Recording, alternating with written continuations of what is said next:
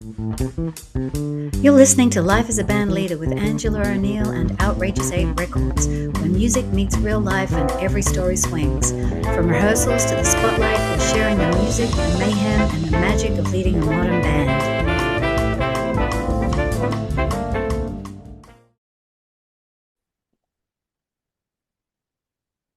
Hey, everybody. It is Angela O'Neill and another episode of Life as a Band Leader.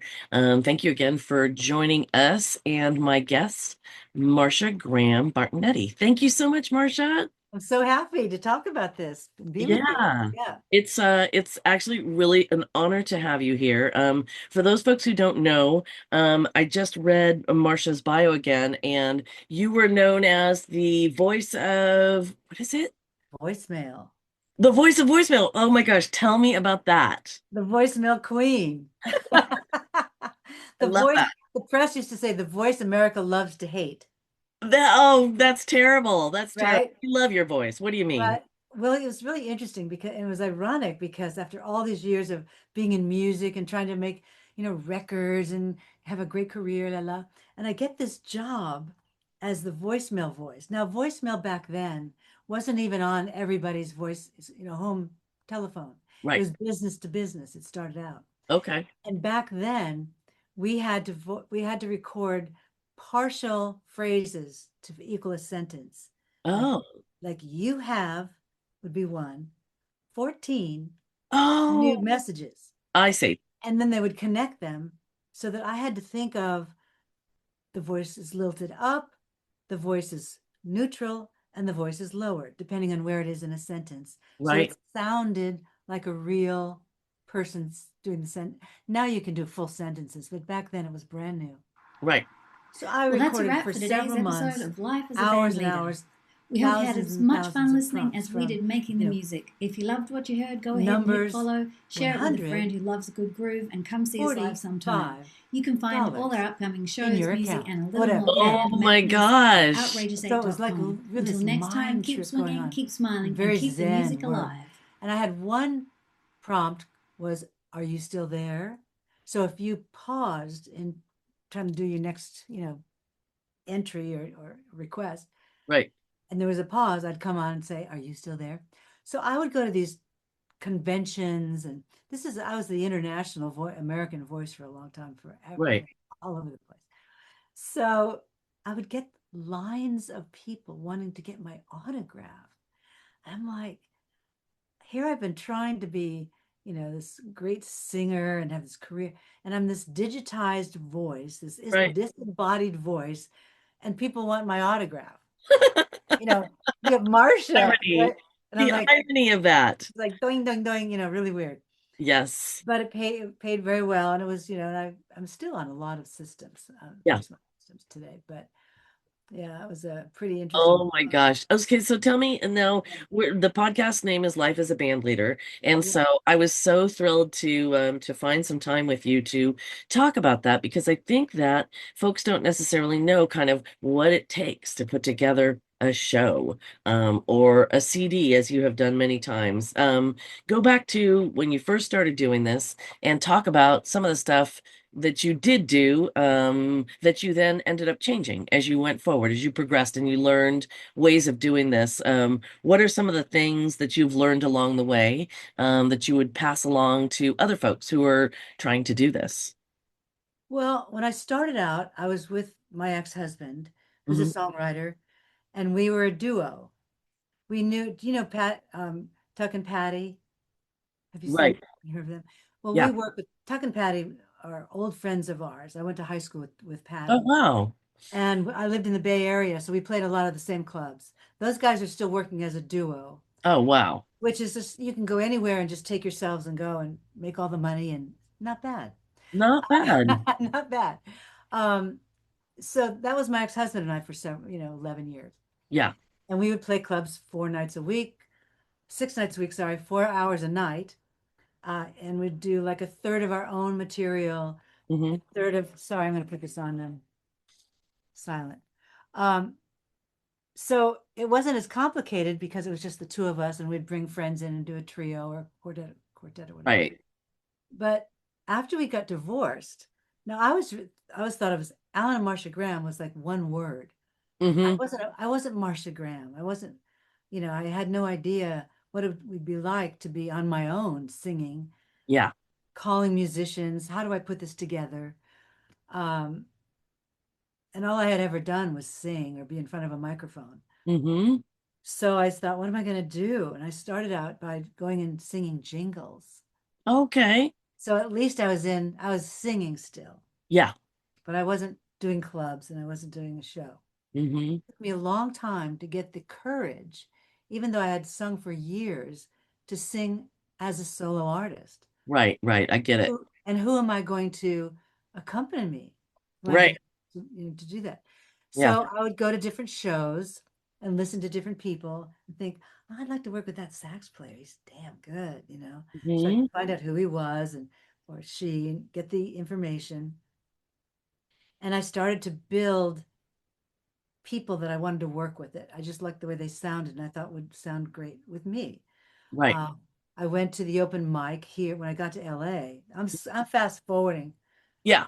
many years. Yes, of Because course. I Yeah. also, just before my divorce, I won that award for the American Songwriters Association. It was kind of like the American Idol back in the day. Mm-hmm. And I worked with some wonderful people who called me into Motown, and I sang with and worked with Kenny Hirsch and Ron Miller, Mm-hmm. who were fantastically successful songwriters at Motown. And we recorded some music together, and stuff happens, blah blah. So that was just an interesting kind of segment. Yeah. I Because of what happened in that time, I I really wasn't strong enough to continue. I left music for many years. Mm. I was uh it was kind of a Me Too thing that happened, but um I just couldn't take the business. I loved the music, but I couldn't take the craziness of the business. Yeah, yeah, for sure. But I thought, what am I going to do? Yeah. I've only used my voice. Mm-hmm. So I would sing jingles. I would, someone told me about voiceover, which I knew nothing about. I got into voiceovers, Mm-hmm. then the voicemail queen, and then da da da. So I did a lot of voice things along the way, but wasn't singing. Yeah. But my heart was always like, I want to sing. Mm-hmm. How am I going to do this? And I've got Yeah. to have this courage, Yeah. you know. Um, and I met this guy in San Francisco who was a coach, and he literally brought this voice back out of me. And we did a show in San Francisco, and my agents didn't even know I sang. I just had turned that whole thing off Mm-hmm. because I was so crushed by the business. Yeah. But like I said earlier to you, I really feel like this is a destiny business because it's so hard that, people would say, well, you know, it's so competitive. What are you thinking? Da, da, da. So it can be competitive. I'm not going anywhere. I am doing this. So forget about the competition.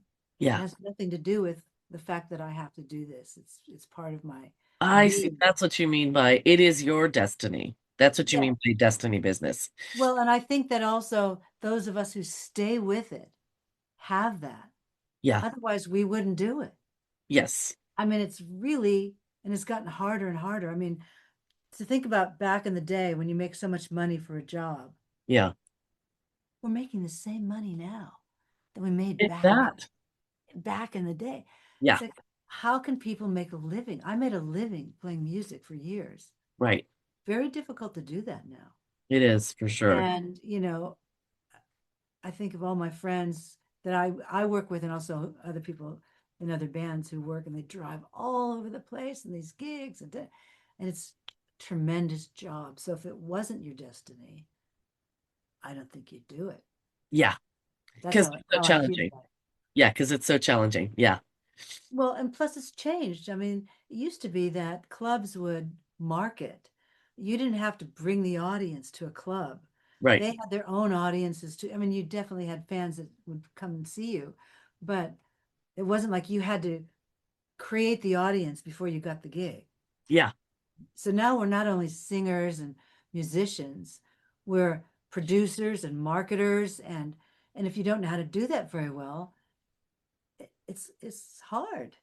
I think it's near impossible if you don't grasp that that's I mean basically because the venues that we work with they don't give you a second chance. They don't allow for the learning curve. If you're a young artist and you don't fill up that room, that's the last time you get to play there. They're not like, "Oh, please come back, you know, we know this is your first time." No, they're not really interested in that. So let me segue out of that because that's kind of a bummer.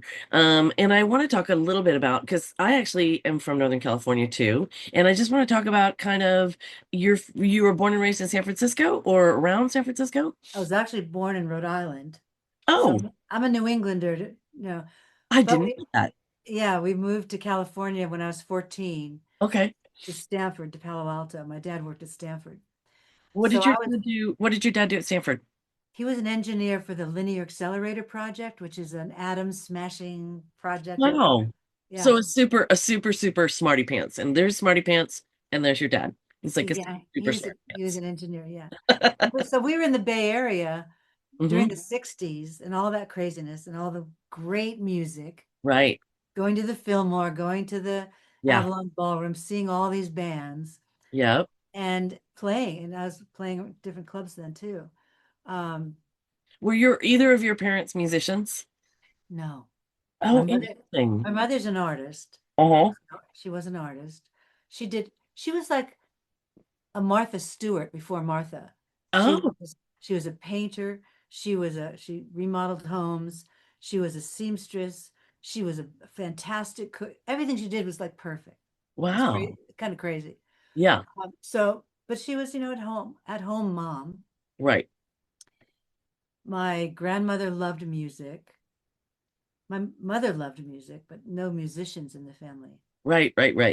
It's funny because my parents, I mean, my mom played piano and my parents both sang, but they Oh, were really devoted to music. In that there was music, and a lot of the people I've spoken to who ended up doing this as a destiny, uh, yeah. really had music in their household as they were growing up. Yes. My dad played music almost 5 days a week. While he was working, he would play big band and stuff, and you know, Oh, it wow. kind of gets in your soul if it's Yeah. around you when you're growing up. Well, we certainly had music in the home. Yeah. There was always music being played in the home, but yeah, it's interesting. And It is. I started singing in high school. I just liked singing, and my friend said, "You should try out for the band." Hmm. Okay. Tried out for, tried out for the band. I remember the song I sang, What song? Tobacco Road. Oh my gosh, that's a good one. And that That was was my like first your song. audition song? Yeah, that was my audition song. Oh Yeah. my gosh. I think the one I remember, and I know I did a bunch before this one, but I think I auditioned for, when I was in junior college, I auditioned for either RADA or Lambda. I think it was RADA. And the guys came from RADA and it was like really fancy schmancy. And I remember so distinctly, and when I think about it, it's so cringe-worthy. I did a little song and dance of Cockeyed Optimist. Good for you. Oh my God. I mean, those people who must have been auditioning were like, oh dear. Um, Oh, but you know, like you say, you don't make it, it goes terribly, whatever it is, and you're like, wow, that sucked. And you think to yourself, what can I do better? At least I do. When something goes badly, I don't think to myself, oh, I should quit. I think, right.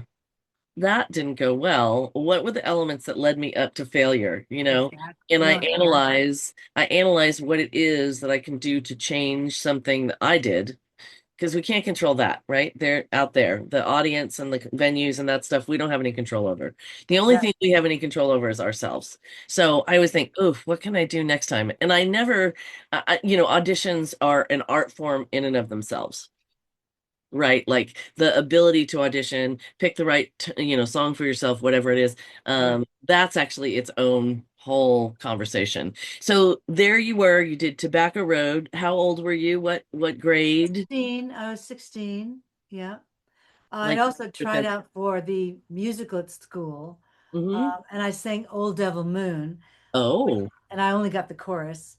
So, but Hmm. yeah, it's crazy. And that was the beginning, and you were hooked after that, or did it take some, was it stops and starts for you from there on? Well, then I was in the band, Right. so that was always great fun. Yeah. Then we graduated and went off to college. And then I met my ex-husband, Oh, who's okay. also a Solid. songwriter and all that. So Yeah. we hooked up and started singing together, and had some great music together, actually, What style would you say that was? Is it kind of folk in that era or what? Started out folky, then it Yeah. was pop rock. Uh-huh.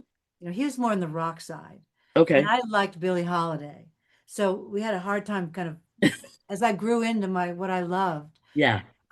we had some real differences there. He was a real Sure. rock, so but pop rock pretty much was our Yeah, it was kind of the genre. that's kind of the compromise between Billie Holiday and rock, right? Exactly. Yeah, not too hard rock. Yeah. Um, but we had, again, we always played with really great players, and we did recordings too. Yeah. Um, I look back on those recordings and they seem so innocent. Yeah, I bet. It was Yeah. a different And what was time. your guys's process, right? So you're playing 5 days a week or 6 days a week, 3 or 4 hour shows. How did you write enough music to fill even a third of that show? How do you go about that process? Like that's what I think the folks out there don't necessarily know about is like what it really takes to put a show together for an artist. Because it's Well, not like we just Google it and it's done. I right. think that's kind of what people think is that it's like an instantaneous thing. You just look up the lyrics and you kind of play it down and you're like, oh great, we're ready for the show. What is it that goes into it to or that at that era in your life went into it to write the songs, to put them together, all that kind of stuff? Well, it was really important for us at the time to write music. Yeah. That seemed to be the way to really get, a name for yourself. Yes. Um, but we did a lot of cover stuff, obviously, because we had an audience for 4 hours. So we wanted to have some up tunes and some fun sing-along songs and keep Yeah. people in their seats. So they spend the evening with us, really. Now, if you have two sets, it's tough to keep people in the second show. You But can't get people, yeah, through the second 45-minute set. Yeah. so actually, I just do one set, one Mhm. long set Yeah. in my shows now. But anyway, back then, um, we would choose songs that would keep people excited. Um, it was more of a job for a 4 hour gig than it is to do a show that's an hour and a half where you have a beginning, a middle, and an end. Yes. Like I actually have an arc in my shows, Hmm. that kind of pull things together. So at the end of the night, I hope that the audience will go away with some feeling of what I've been through the thoroughfare of the songs, the thread throughout is Yes. about something. Yeah. It's about, and for me, over the years, it's really been about reconnecting with yourself, about your own life.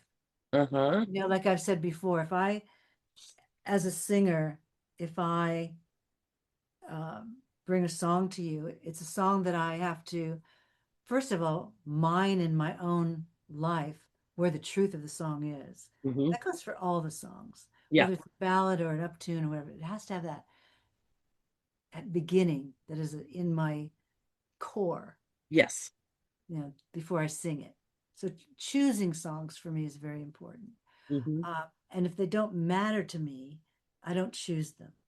I'm very careful about the songs that I choose, so that when I come to the stage and bring the song to the audience, I'm I know it so well, and I'm telling the truth about it, my truth about it, so intently that it becomes something that the audience can take for themselves, and it becomes I give it away.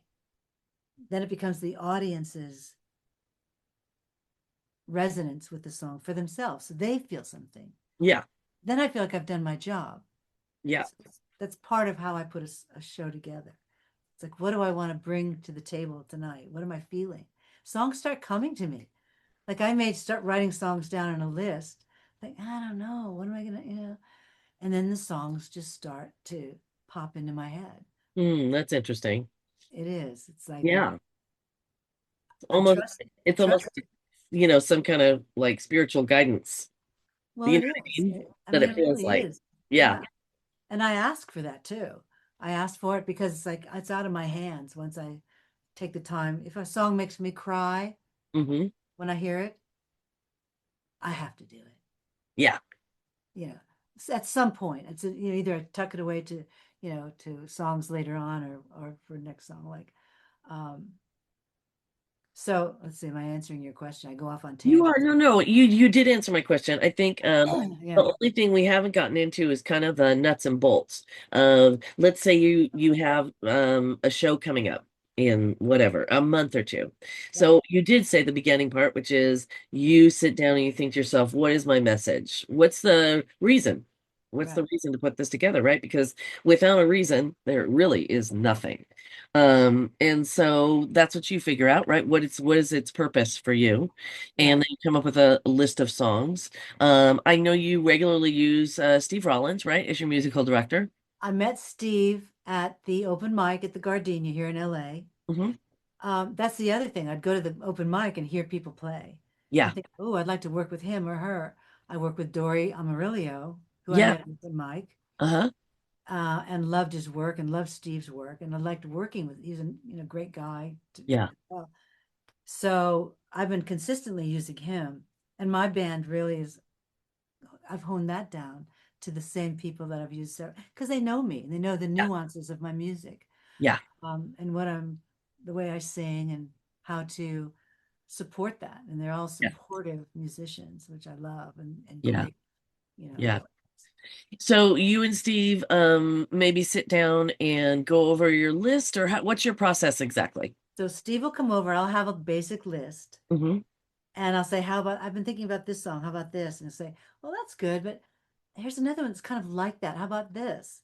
Oh, So okay. so we'll play off different ideas. So great to have a collaborator to bounce things off of because, Right, and of course, somebody like Steve who has an encyclopedic, I don't think that's the way you say that, knowledge right, of the exactly, songs that are out there for offer, and also what would suit you because he knows you so well, right? exactly. Yeah. So then we start, you know, arranging them in different places on the set list, and say we need more, we need another up tune, or we need something here that, will be a bridge to the, I can't have two ballads that are similar, right after one another. Right. Um, and what am I trying to say? And is there a song that I want to sing that's about that? So we do work it that way. And Yeah. I have the beginning song. I always play the same song when I open my show. Oh, you do? What is I it? do. Orange Colored Sky. Oh, a great tune. I'm actually singing that in our next show. I'm very Oh, excited. you are. Sung it in Good. years. I haven't sung it in Good. years, but it seems so I love it. appropriate for some reason. It's a great tune. Yeah. So I always start with that song. I love Steve that. at first, Steve at first was saying, "Oh, I don't know." I go, "Uh-huh. I'm doing that song Yeah, every time." that you know. And then I change the last song sometimes. Okay. Sometimes I keep it because it's still a relevant topic. Throw It Away by Abby Lincoln. Oh, okay. I want to just say, live your life, give your heart, let it go, throw it away. Just, that makes sense to me. Or Is fragile. that, and by that, do you mean kind of being generous of spirit? Is that what you Give mean? your love. Yeah. Yes, live Yeah. your life. Be generous. Be generous with Yeah. your heart. Be generous. And especially now, it just Yeah. feels like we just need to love each other more. Oh my gosh. And No. what I think, I mean, it's just like the songs from the 80s are still relevant. Yes. Fragile. Hello, Yeah. you know? Yeah, there's a lot. There's some beautiful songs out there. I was lucky enough to go to your last show or most recent. I don't know if it's your most recent one at the Catalina Yeah, yeah. Jazz Club, and it was a beautifully put together set list, and I could definitely feel the through line in the song choices, and I love that because as an audience member, and some people may not get it, they may not follow it, and that's totally fine too. But it is fun for those of us who do music and stuff and can kind of see what you're up to. That's always so pleasure. That's so much fun. Thank you. Yeah. Thank you. Well, part of it is too, like, let's go someplace together. Yeah. That's how I feel about the audience. Yes. We're going to start here and let's just go places so that they don't drift away and stop listening. There's a story being told in a way, Yeah.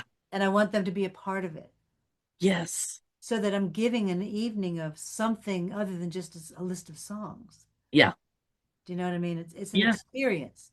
So Yeah. when you come, I want you to feel like, well, that was a great time and a couple of hours of, you took me someplace. Yeah. So that's what I I. mean, ideal if it can be, thought provoking. And I love the concept, just imagining the idea of people kind of sitting there after the show has ended, talking about the content of the show. I love anything that can provoke people to think about their lives, think about life in general, think about their families, think about the people they love. Right. Um, I love that if that is prompted by music, because I think music by itself, even before you get to lyrics, to me is very inspirational, very transformative. You can feel it in your body.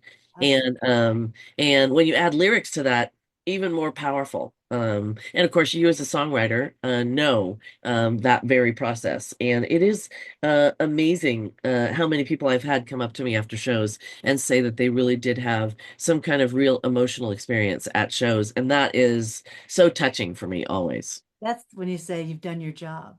That's how I feel. I've done my job. If somebody can come away feeling something, Yeah, and it doesn't have to be, all the notes that I hit or the runs that I would do or not do. right. It's really about how they felt. So, Yeah, so how do you get that? Again, we've talked about this before where I've done a lot of coaching in San Francisco and whatever, yeah, for vocalists about, what are you bringing to the table? Why am I going to pay for this ticket? right. Why do I care? Because you have to bring yourself to it. And Yes, the people you choose when you want to have, support you in that with musically. Um, the first order of business as a singer and leader of the band, if you will, is what are you bringing to your audience? You know, what's important to you? Why is it important to you? yeah, Who cares otherwise? If you don't care enough, why yeah, should I? I'll feel that. I'll feel if you're just going through the motions, like yes, me. exactly. And there are a lot of people who surprisingly to me will just sing words and I have no idea what they mean. Yeah, yeah, I'll have, you you know, can I'll tell. have people say, that's the first time I've really understood those lyrics. And I've heard that song 1,000 times. Right. And why is that?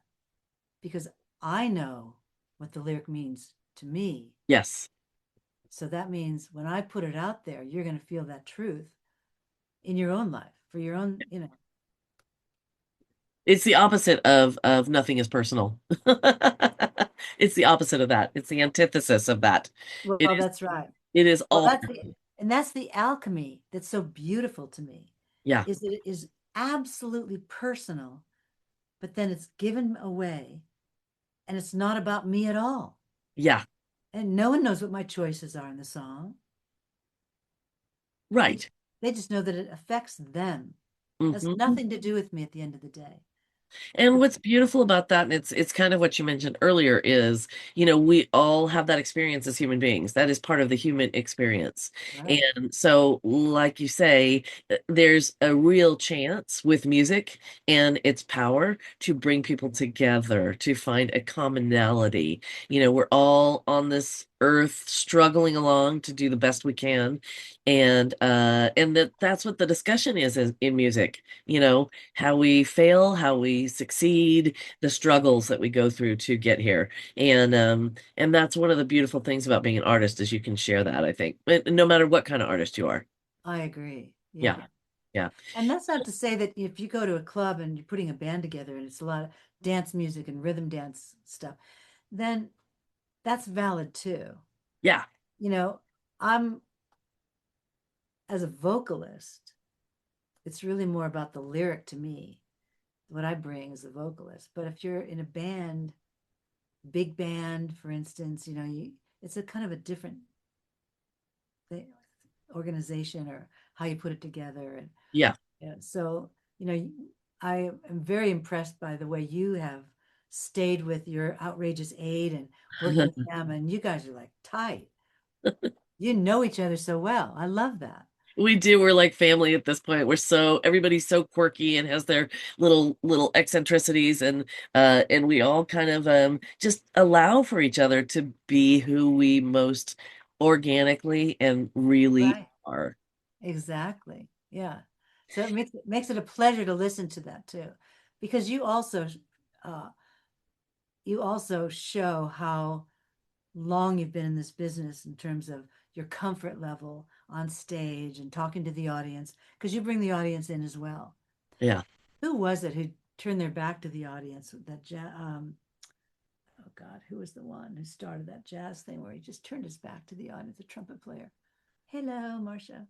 But I don't anyway, know. I don't know. Miles Davis, maybe? it was Miles. Yeah, I think it was. It was Miles. Like they don't care. I don't want to deal with the audience. I'm going to do my music.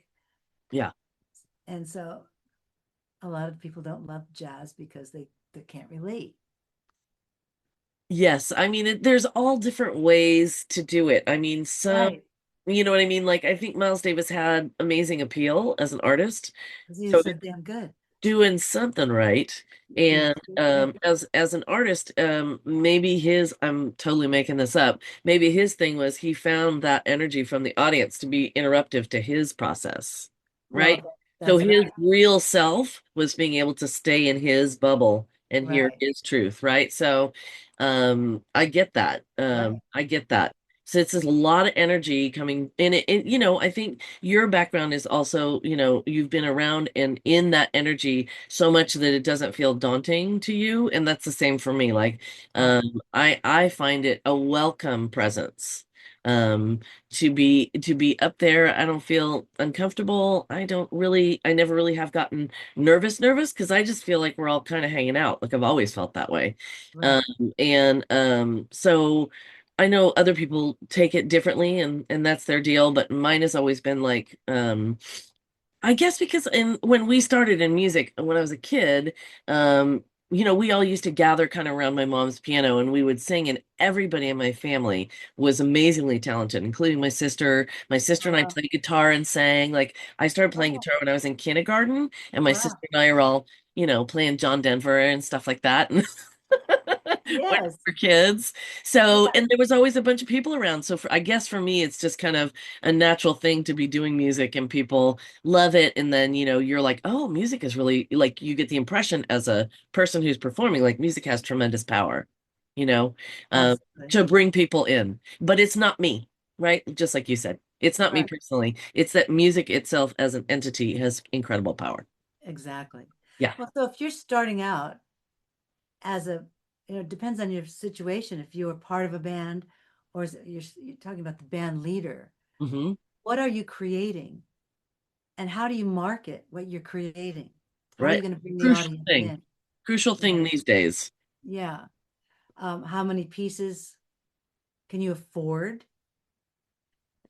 Yeah. Because now I hire my band. Every gig is like everybody gets their fee. Yeah. Whereas before, years ago, if I was in a band, we all just split the whole thing. Yeah. It was just because we had so many gigs, we just all split it up and it was Yeah. equal.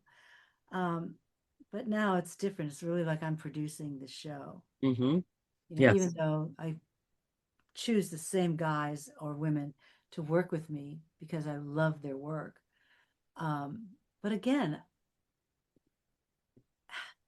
the music business has changed so much, Hmm. or hasn't changed so much, that you can't get any more money. Yeah. And 20, and 30 speaking years of that, later.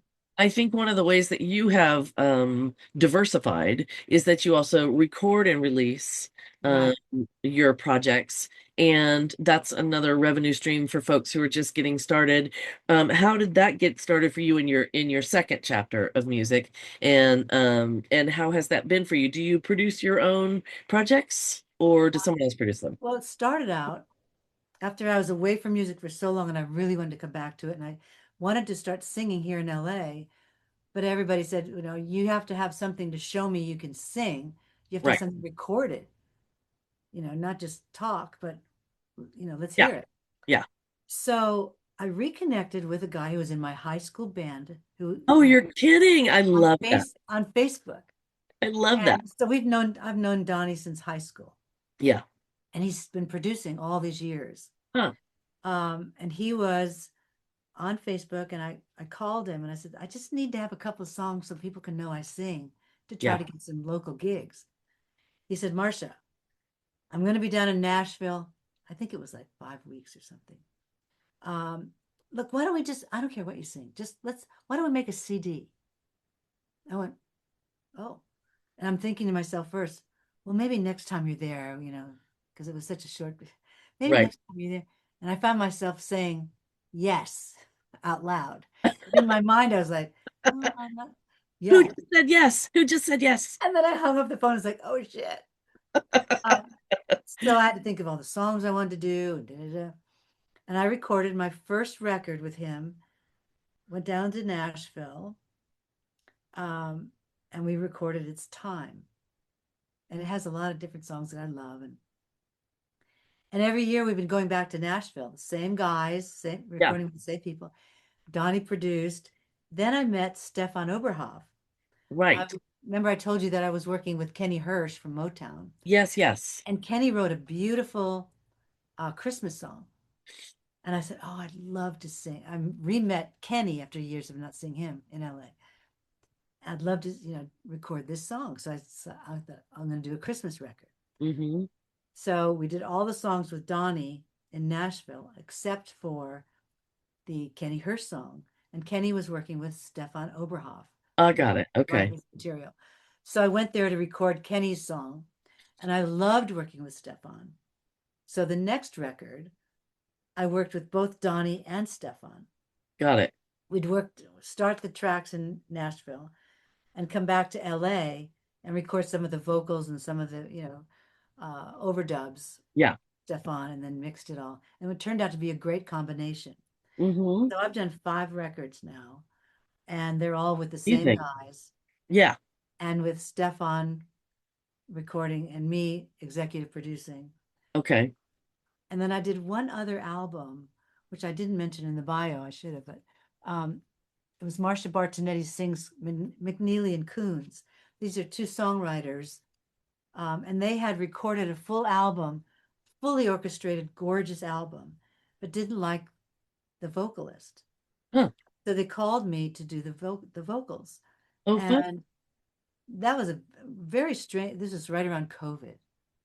In fact, we finished one song, then COVID hit, and I Oh, had to do remote recording, or the right. producer All of was that. on a computer and all that kind of Yeah. stuff. But I had to go in and record the vocals to what was already recorded.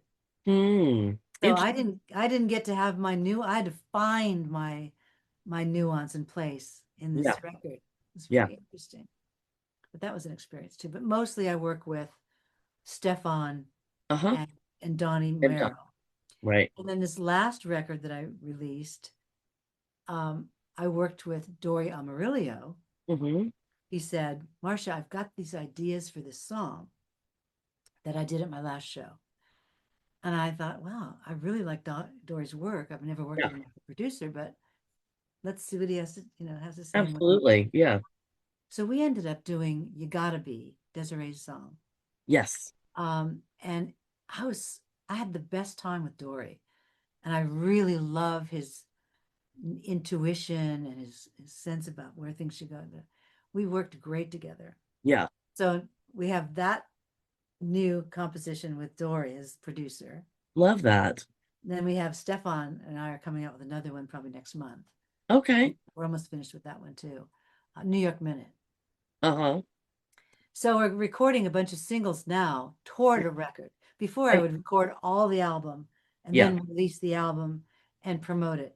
Now we're letting singles get released one by one into the album release. Yeah.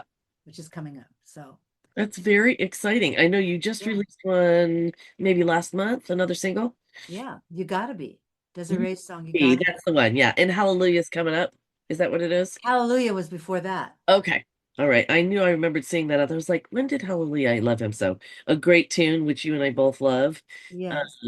So I think this is really interesting, talking about what it takes to kind of run a band, both for a live setting, but also for recording. And now, do you still write a lot, or do you not write as much anymore? It was really mostly my ex-husband who did the writing. I would help with the lyrics with him, but Yeah. he was more of a songwriter. Yeah. He's actually a really great songwriter too. It's, our marriage didn't work out, but he's a great talent. Yeah. Um, but yeah, so no, I haven't. I took Mark Winkler's lyric class. Oh, cool. So there may be some lyrics that come out soon. We'll see. Yeah. I mean, it seems like that would be a natural for you. Well, Um, that's the other thing, to talk about too, is like covers. People go, "Oh, you're doing covers." Well, so many fabulous singers sang covers. Not everybody was a songwriter. right. So it's not like covers are boo-hoo. They're Right. your Sure. interpretation of a song. Yeah, But for you know what sure. I mean? I do. Like, oh, it's a cover? Right. Yeah. It's a great song. Exactly. Exactly. It doesn't make it not a good song because it's a cover. A great song is a great song is a great song. Yeah. Yes. Okay, so towards the ends of my interviews with people, I ask a kind of wide open question that doesn't have anything really to do with the music industry. Oh, okay. So I will choose one for you today. I'm scared now. Don't be scared. They're super easy. You're gonna love it. Um, okay, here's a good one. And this is a good one for you because I know how busy you are and you're always up to something. And so it's very important because we strive to have a work life balance, right? Right. So what is your favorite way to switch off and relax? You got a very funny expression on your face when I asked that. Relax. When? I have so many projects. I'm I writing a that book, that by the is way. that is why it's a very important question, right? Because people need to learn how to balance that. Probably cooking. Yeah, Probably cooking. I love to cook. Find new recipes and cook. Yeah. I love that. In fact, I read something, it was in an interview where you said that you used to show up to the studio with fresh cookies. And I have often done that because I Yeah. don't know, I'll feel inspired to make something. I don't know, I have blueberries or chocolate chips or something that have to be used, and I'll show Right. up. I show up to rehearsal all the time on Wednesday nights with like whatever my latest thing is. Like they're That's like, great. "What's in it tonight, Angela?" And I'm like, "Well, tonight it's sweet Yeah. potato brownies." And they're all, Oh, interesting. They're actually really good and moist. So yeah, that's a good one. I love that. I love Um, cooking. Yeah. okay, here's one more. One more that I think you're gonna see how easy they are. They're easy. Easy. Yeah. This is a good one. You're gonna like this one. What are you working on that's more fun than it sounds? Well, You want me to repeat it? more fun than it sounds. Yeah. What are you working on? Well, fun is an interesting, fun, because I'm working on a lot of things that I'm excited about. Yes. They take a lot of energy. Yeah. Writing a book. Are you Yeah. writing a book? I'm in the process of writing a book. That answers the question perfectly. What are you working on that's more fun than it sounds? And is it fun to do that? Well, it's different. I mean, it's again a similar thread to the music part of it through Mhm. writing the concept. Concept is authentic voice. Yep. Um, so it's good to get things in order, Yes. and complete things. So I have had this going on for years, actually, all the information. So we're putting it all together. And I have someone helping me with it. I love that. And is it Yeah. fiction, nonfiction? Are you doing an Nonfiction. autobiography? Nonfiction. Okay. Yeah, Okay. nonfiction. And we can't tell more than that. Probably it's secret. Not But yet. Yeah. I love that you're doing that. And I can't wait to hear more about that. Here's your final question that will answer Okay. all the things in the world today. What is something that you're learning or unlearning this year? Well, I'm unlearning the need to be constantly producing. Mm, I've been semi-retired in a way. I mean, I still do the voiceovers, I still sing, I'll do all that, but not to the degree that I was doing it a few years ago. right.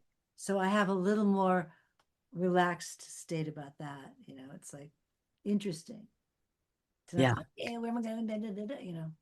produce, produce, produce. Yeah. Yeah. No, I can take a breath. Yes, learning to relax. Yeah. To have space. Yeah. Yes, and there is much to do in a relaxed space where you're not striving, pushing. Yeah, there really is. Yeah. Well, what a great conversation this has That been. was fun. Really fun and easy because you're an amazing, interesting, talented person, and what a great opportunity to talk about things music, but also not music, and to, kind of give folks an insight into somebody who's had a lifetime of music from San Francisco to Los Angeles, from voiceover to music, producing, executive producing CDs. You've done a lot, and there's a lot to be learned, probably more than one conversation. So hopefully we'll have you back on the podcast and we can talk about more specific things. But it's been my great honor to have you on the podcast. Thank you so much, Miss Marsha Graham Bartenetti. And this is Angela O'Neill signing off. Thank you, Marsha. Appreciate you. Thank you so much. It was great fun.